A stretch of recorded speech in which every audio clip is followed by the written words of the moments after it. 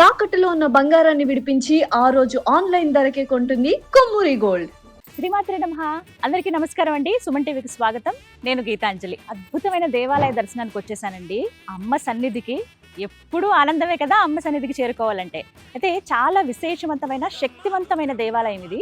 దాదాపుగా కోరుకున్న వాళ్ళందరికీ కూడా కొంగు బంగారంగా అమ్మవారు ఇక్కడ వెలసిల్లుతున్నారు. అదే శ్రీ శ్రీ శ్రీ మహామాయ ఆదిపరాశక్తి దేవాలయం. చూస్తున్నారు కదా, ఇదేనండి దేవాలయం. విజువల్లో చూడండి ఎంత బాగుంటారో అమ్మవారైతే. ఈ ప్రాంతం Vanasthalipuram Gandhinagar south road number 4. ఇక్కడ మనకి శ్రీ శ్రీ శ్రీ మహామాయ ఆదిపరాశక్తి దేవాలయం అండి. అమ్మవారు ఎంత నిండుగా కలగా ఉంటారో. ఎక్కువసేపు ఇక్కడ నుంచో ఎప్పుడెప్పుడు వెళ్ళి అమ్మ దర్శనం చేసుకుందామని ఉంది. అలాగే పీఠాధిపతులు అమ్మతో కూడా మనం మాట్లాడొచ్చు. వారు ఎన్నో విషయాల పట్ల మనకు ఉన్నటువంటి సందేహాల్ని నివృత్తి చేస్తారు. ఇక ఆలస్యం చేయకుండా మరి వెళ్ళి అమ్మ దర్శనం చేసుకుందామా, రండి.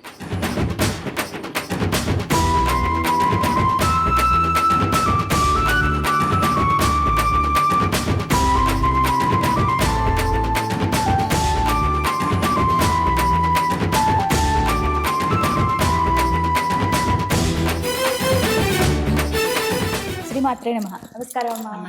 నమశివాయ అమ్మా. ఓం నమ శివాయ. చాలా చాలా సంతోషం మిమ్మల్ని కలవటం. అమ్మవారి దర్శన భాగ్యం, మీ దర్శన భాగ్యం, ఇది నిజంగా జన్మ జన్మల సుకృతమేనమ్మా. నాకు కూడా నిన్ను చూడటం చాలా ఆనందంగా అనిపిస్తూ ఉంది. చాలా సంతోషం అమ్మా. మరి విశేషంగా ఇక్కడ దేవాలయానికి వచ్చే ముందు నాకు చెప్పింది ఏమిటంటే, ఇక్కడ ప్రత్యేకంగా ముడుపులు అనేవి ఉంటాయండి. అవును. అమ్మను ఒక్కసారి మొక్కుకుని కొంగు చాచి మాకు ఇది ఉందమ్మా ఈ బాధ, లేకపోతే మాకు ఇవి కావాలమ్మా అని అడిగితే అమ్మ ఖచ్చితంగా అవి నెరవేరుస్తుందని, ముడుపులు కూడా ఇక్కడ కడతారని చెప్పి విన్నాము. ఆ విశేషం చెప్పండి అమ్మా. అమ్మకి ఏంటంటే ఇక్కడ ముడుపు చాలా విశేషం అనమాట. మనస్ఫూర్తిగా ఆ ముడుపు కట్టేటప్పుడు కూడా శుచిగా స్నానం చేసిన తర్వాత ఏది తినకుండా ఒక 9 రకాల పండ్లు, ఎర్రటి వస్త్రము, ఒక కొబ్బరికాయ, పసుపు, కుంకుమ, గంధం, పచ్చకర్పూరం ఇవన్నీ తీసుకునేసి మొదట 9 ప్రదక్షిణాలు ఈ వస్తువులన్నీ పట్టుకునేసేసి అమ్మ దగ్గర ప్రార్థన చేసుకుని ఆ పండ్లు అవన్నీ పెట్టేసి మిగతా కొబ్బరికాయ ముడుపు కట్టే వస్తువులు 108 ప్రదక్షిణలు అమ్మకు చేసి ఆ ముడుపు కట్టుకుంటే కొందరిది వారంలోనే జరిగిపోవచ్చు, కొందరు ఒక మండలం, కొందరిది నెల, కొందరిది వాళ్ళ కర్మానుసారాన్ని బట్టి తెలుపుకుంటూ ఖచ్చితంగా కోరిక నెరవేరుస్తుంది. ఎలాంటి కోరికలు నెరవేరుతాయి, అలా ఉంటుందా? ధర్మబద్ధమైనవి ఉండాలి కోరిక మటుకు ఖచ్చితంగా. అందరు అడుగుతారు, ఆ కోరికలో మన ధర్మబద్ధమైనది ఉండాలి. కొన్ని ఏంటంటే ధర్మబద్ధమైన కోరిక అయినా కూడా ఏంటంటే వాళ్ళ కర్మ ఉంటుంటది. అది అమ్మాయి 2 కళ్ళకి చూపిస్తూ ఉంటుంటది. అమ్మ నాతో చాలా మాట్లాడుతుంది, చెప్తే నమ్మశక్యంగా ఉండదు కానీ మాట్లాడుతుంది. ఒకరి కోరిక గురించి అమ్మ దగ్గర నేను అడిగినప్పుడు ఎందుకు వీళ్ళకి ఇంత ఆలస్యం చేస్తున్నావు అని చెప్పి నేను అడుగుతాను అమ్మను అప్పుడప్పుడు. ఇంత బాధపడతా ఉన్నారు అని చెప్పి. ఈ జన్మలో వాళ్ళు ఎంత అమాయకులు, ఎంత భక్తిపరులు, ఎంతో మంచి మనసుకుల వాళ్ళు ఉంటారు. చాలా కష్టం ఉంటుంది.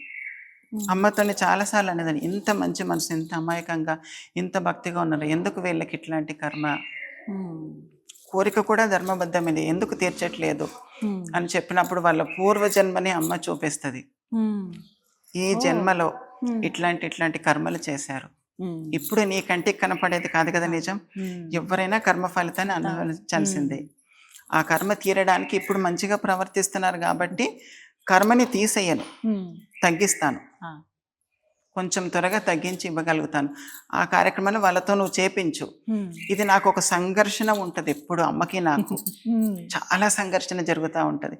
అమ్మ ఏంటంటే వీళ్ళతో అది చేయించు, అంత శ్రద్ధగా చేస్తే నేను అనుగ్రహిస్తాను అంటాను. కొందరికి చెప్తే నిజంగా అంత శ్రద్ధగా చేసిన వాళ్ళని తక్షణమే వాళ్ళ కోరిక నేరిపోతుంది. అది 100కి 99% కాదు, 1-2 విషయంలో. అంటే ప్రకృతి కూడా అలా కొన్నిసార్లు సహకరించదని అంటారు కదా. సహకరించడం నేను వాళ్ళకి చెప్పేటప్పుడు ఏంటంటే ఒక మండలం చెప్తాను, ఈ 45 రోజులు ఏ విధంగా ఏ అడ్డంకు లేకుండా మీరు చేయాలని.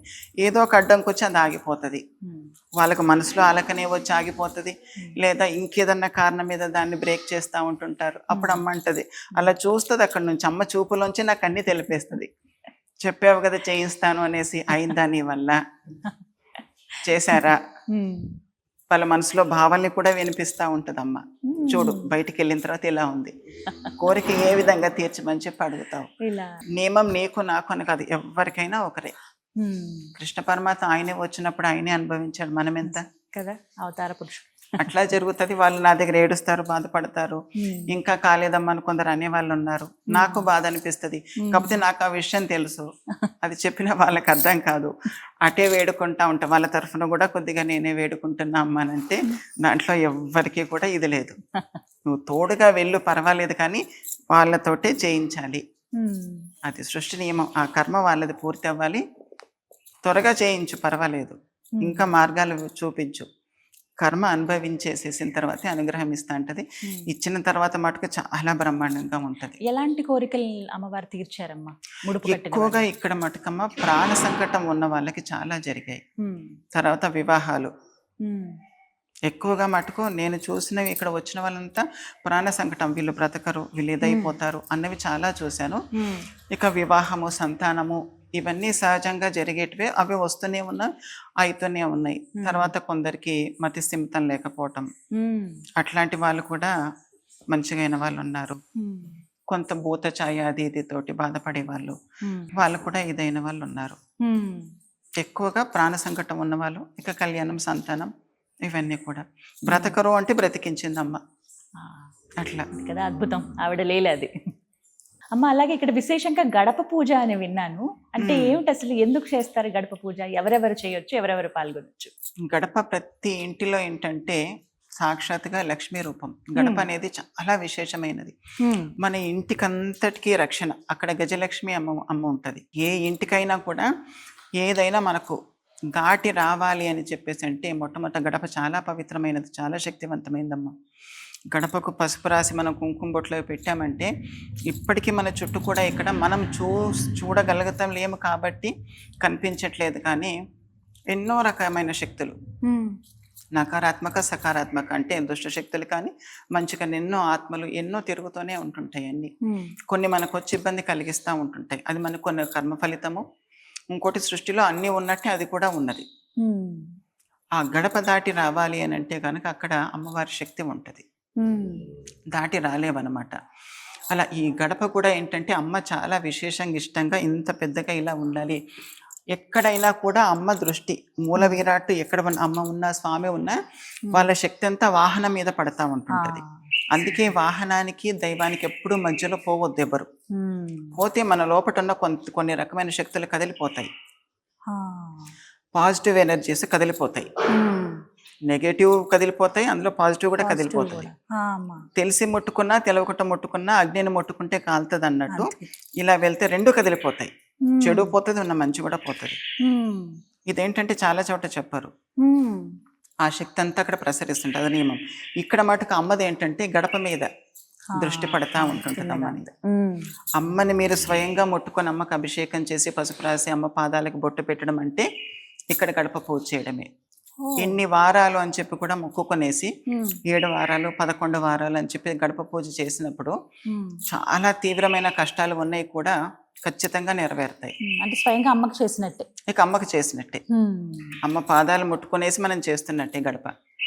నియమం ఏంటమ్మా, ఎలా ముందు చెప్పాలా అసలు, ఎలా ఉండాలి గడప పూజ నియమాలు?